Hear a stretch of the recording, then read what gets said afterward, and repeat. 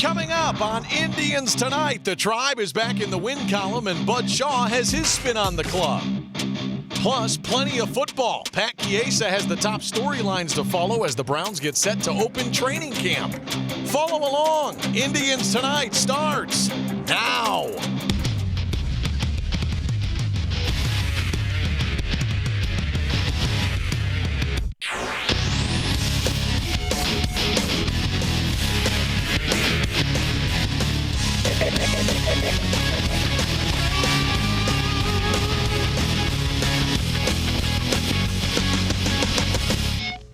Hello and welcome into another edition of Indians Tonight. We've got a big show for you as always. Those Cleveland Indians, they just keep on winning and winning. This is fun. They close out this week with a victory today to finish that homestand. The Tribe now winners in 7 of their last 8 games. Let's bring you our game of the day. It's brought to you by Brunswick Auto Mart. Car buying made truly simple. Tribe going for the series win against the Royals today. How about Jose Ramirez? He goes yard, 10th homer of the season. He's heating up. Indians lead. They never look back. 5-4, the Tribe a winner. But Tyler Naquin says the Tribe, they're not getting too caught up in scoreboard watching right now. Yeah, I mean, you can look at the scoreboard and see the scores all you want, but I mean, we got to take care of the end moment type, stuff. So, we look at that after the game if it flashes, but I don't think anybody's going to check their phone to see what it is. We got a lot of baseball to play. Wow. Tyler Naquin might not be scoreboard watching, but we are. The bad news today, the Twins a walk-off winner against the Athletics, so it stays a 3-game lead in the Central for Minnesota.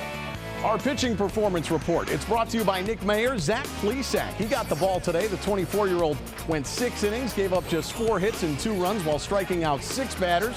He's now 4-3 on the season, and he says it's been a lot of fun to be with the big league club. I don't think there's pressure at all on anyone, it's particularly me coming in, being a new guy, but I just think we go out there, we play hard, we consistently put in the same effort day in and day out, and I think when we look up, at the end of the season, I think we'll be in a good spot. Well, this race in the American League Central Division is just so much fun. Just think about this. This time next week, the Indians could be in first place. So with a closer look at the Tribe closing in on the Twins, here's Pat Chiesa. Bauer. 8 days ago, it wasn't pretty. The Indians opened the second half with back-to-back losses to the Twins. They tumbled to 7.5 games back in the division. On Twitter, funeral arrangements were being made. It's hard to look back on that now without laughing. The Tribe has won 7 of its last 8 games, while the Twins have lost 5 of 7. That insurmountable gap in the Central down to just 3 games. Yeah, it's super exciting. We're on a great run right now. We're swinging the bats well. We're pitching great. We're just going to keep playing the same game we've been playing. Now, there's still plenty of baseball left, including 10 more meetings between the top dogs in the Central. But to everyone who wanted to bury this team, put your shovels away. The tightest race in the AL is just getting started. In Cleveland, Pat Chiesa, Channel 3 Sports.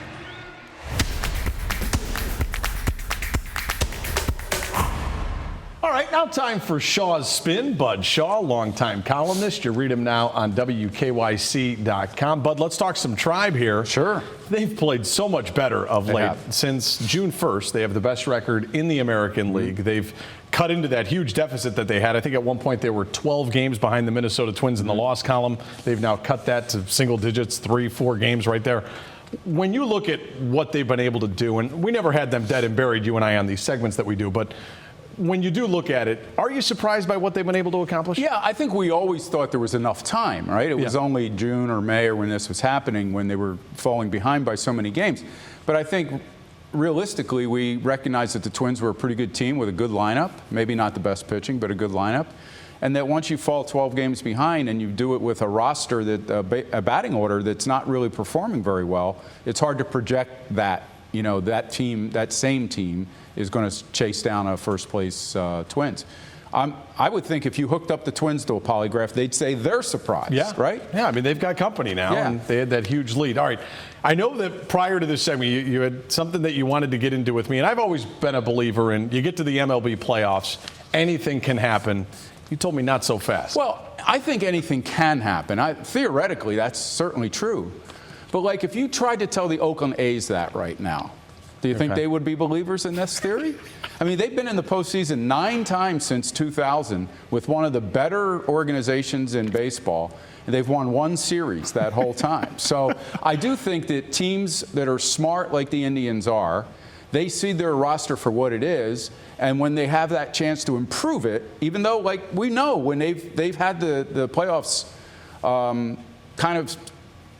of socked away the last couple years, they've still gone out and tried to get better. Would you agree with me there? Yeah, absolutely. So they're not sitting there saying, hey, we've got the division by 6 games, anything can happen, we'll just get there. They're trying to improve, and I still think they have to do that again at the trade deadline. Okay, so yeah, we're 10 days away from the MLB trade deadline. Where do you stand here? Do you stand pat? Are you a buyer? Are you a seller? I don't think seller is the right word. I do think Trevor Bauer sits over here in a different category. And if they get a great in more ways than one. Well, yeah, really. I didn't think of it that way, but good one. I still think if they get a great offer for him, they're going to listen, and they should listen. Okay. With the rest of the team, I don't see them selling off parts that they think are going to help them win this year. And I would say that they need to try to add somebody. And I'm not a proponent of giving up top draft picks like they did with Andrew Miller to go bring somebody in. But I'm just saying, look for those opportunities. If you can get a more veteran bat in here somewhere in the lineup to make it a better, deeper lineup, I think they should do it. Because I think, they are going to catch the Twins. Okay. I think that's pretty apparent now, don't you? Yeah, I think that they're at a spot where, I was talking to Max Kepler when they were in town, and he was like, well, we always knew that the Indians would be there, but don't tell me a 12-game lead feels a little less when it's around 3 now. I mean, it's a difference. I know the players ultimately play in professional sports, but coaching, managing, let's talk Terry Francona a little bit. You've covered a lot of different managers in your career as a columnist, as a sports writer. What is it about him that seems to, I don't want to say separate him from the rest, but he's one of the best I've seen doing what he does. Yeah, I mean, I go way back to when Dallas Green was with the Phillies and Dick Williams was in San Diego. Look those names up, kid, okay? Kids, Google those. But also Bobby Cox in Atlanta and other guys along the way, obviously all the managers that have come through here. I think there's a reason why his teams get better as every season goes on. And I think that's a testimony to the way he handles tough situations and the way he sticks with guys. Some people will say maybe too loyal, but I think in the long run, he's seen the benefits of that. Bud, we appreciate the time. All right, Nick. Bud Shaw, check him out on WKYC.com. That's his spin.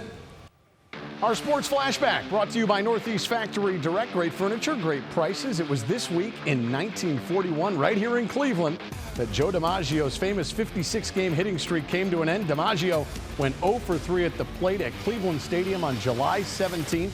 The next day, DiMaggio got a hit. He started a new streak, a 16-game hitting streak. Well, a very scary moment at the ballpark earlier today when a foul ball struck a young fan in the stands. This was in the 6th inning. Francisco Lindor at the plate. He fouls this ball down the first baseline. It was a liner. The ball struck a young fan who was taken to the hospital. Francisco Lindor was asked about the incident after the game and said Major League Baseball needs to take action.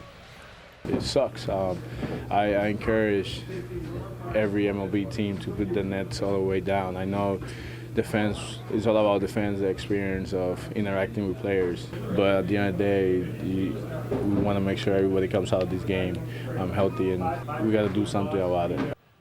All right, coming up, the Browns open training camp this week. How will Freddie Kitchens handle his first training camp? Pat Chiesa tells us that and all the other big headlines in Berea.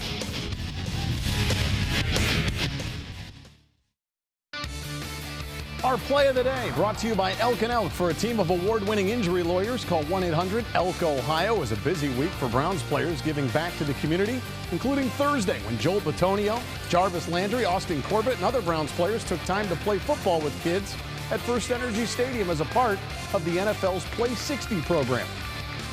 Well, we've been waiting and waiting for it, and finally, it's almost here. Browns training camp kicks off on Thursday. Channel 3's own Pat Chiesa here with us now. And Pat, there seems like there's a lot of storylines to chew on here. Yeah, you got it, Nick. The Browns are the talk of the league right now. Remember 2 years ago, 0-16? Well, now it feels like this team's about to go 16-0. And the hype surrounding the Browns will be greater than it's ever been in 4 days. Can you believe it? Browns training camp kicks off in just 4 days. So in the spirit of their signal caller, here are 6 things to watch for come Thursday. Number 1, the Freddie Kitchens era is about to get serious. Those who start behind in the game of life must run faster to catch up. And I feel like I've been running fast my whole life. The rookie coach got his feet wet during OTAs and minicamp, but now it's time for the real thing. At least Kitchens won't have to worry about the Hard Knocks cameras. Number 2, OBJ is in CLE. No more debating about voluntary workouts. I'm beyond excited about an opportunity I have to just start over. One of the Browns' brightest stars will be in Berea, hoping to get in sync with his new QB, which brings us to number 3. From day one, all eyes will be on Baker Mayfield. Remember, the sophomore quarterback was a backup 1 year ago, but now this is Mayfield's team. We still got Baker. Baker's our leader. How will he handle the good and the not so good? Like number 4, Duke Johnson's dilemma. Are you want to be traded because of a lack of a role here? Because I was put on the trade block a month before I requested the trade. The running back requested a trade in the spring. So far, John Dorsey hasn't budged. We'll see if Johnson's new agent, Drew Rosenhaus, can change that. Number 5, change has been great for the D-line. Myles Garrett, Larry Ogunjobi, Sheldon Richardson, and Olivier Vernon should be a ton of fun to watch in Berea. And finally, speaking of fun, just how will the Browns handle all this hype? Don't believe the hype. It's been 16 years since their last playoff appearance. Touchdown! The road toward ending that slump and aspiring for more. We only have one goal here, and that's to host the Lombardi Trophy. Starts on Thursday. There you have it, Nick. Thursday at 10 a.m. It all gets very real down in Berea. Let's go. All right, now, Pat, you hit a lot of different storylines. Which of those are you looking forward to the most, though? I think Freddie Kitchens is the most important storyline because everything else I talked about there, Odell Beckham Jr., Duke Johnson, handling the hype, Kitchens is in charge, and this is his first head coaching job, so it's going to be really interesting how he tries to keep all the personalities together in the locker room and handle the good and the bad, especially the bad stuff, because that will be coming the Browns' way with all the attention they're getting. Now, you used the word hype. Is there such thing as too much hype?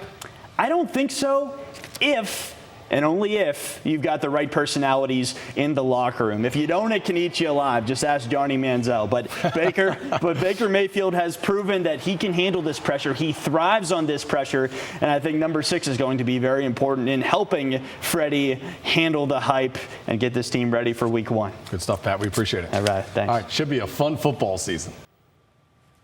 And coming up, we'll have more football. Big Ten Media Day wrapping up this week, and it's Coach Ryan Day who is tasked with replacing Urban Meyer. How's he handling stepping into a legend's shoes? We'll hear from him next. But first, our race of the day, brought to you by Metro Toyota. They're racing at New Hampshire today, and Kevin Harvick able to edge Denny Hamlin to get the win. Harvick winning by just 0.2 of a second.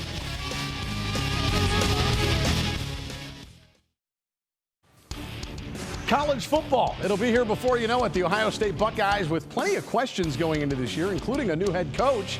Here's a look at the first 4 games for Ryan Day's team. Not too tough of a start to the season for the Buckeyes. Well, this week was Big Ten Media Day in Chicago. Ryan Day's first chance to speak to the media as the new head coach of the Bucs. And any new head coach has a lot of pressure, but Day, with more than most, he's taking over for Urban Meyer, who left Ohio State with a winning percentage that was better than Woody Hayes. So here's Day, the 40-year-old head coach, speaking with the media about trying to fill Urban's shoes. First off, you don't replace a legend. You don't replace one of the best football coaches in the history of the game. And what you can do is just be yourself. And I think that's what I'm doing, and focusing on what we call tough love. Tough is being tough on the field. And with our strength and conditioning program being the backbone of our program, is that they have to be tough. Our guys got to be, it's a tough game.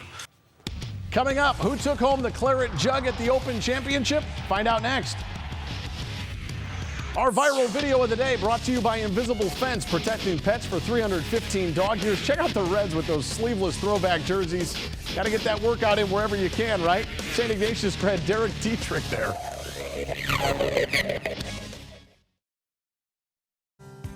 All right, time now for our Lexus tip from the tee with golf pro Jimmy Hanlon. Jimmy, what do we got this time? All right, Nick, early in the season, a lot of people have struggled slicing the golf ball or pushing the golf ball out to their weak side. I'm going to give you a tip on how to fix that. All right, let's fix that. All right, sounds good. You know, a lot of the reason why this happens, Nick, is that, go ahead and take the golf club back. When they start their downswing, they come across the golf ball right on that path where you see that stick right there. That causes the golf ball to spin. You never close the club face and it goes to the right. Our goal and what we want to do is we want that club coming from the inside. So go ahead and set up to it. Okay. I'm going to give you a great drill to help you with that. Now I want you, believe it or not, to turn your whole back to the ball. I still want the club. There you go. Still got the club there. Perfect in that position. Now when you take the club back, go ahead and take it back.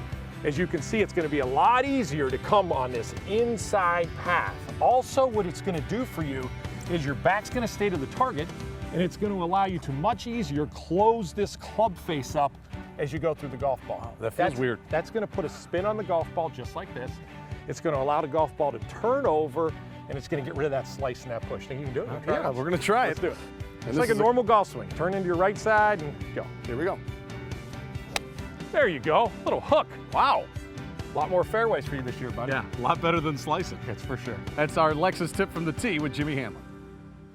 Our player of the day brought to you by Mr. Hero. Look at the crowd following Shane Lowry. He is your Open champion. He was 15 under overall to win the Claret Jug. It's the 32-year-old's first ever major championship.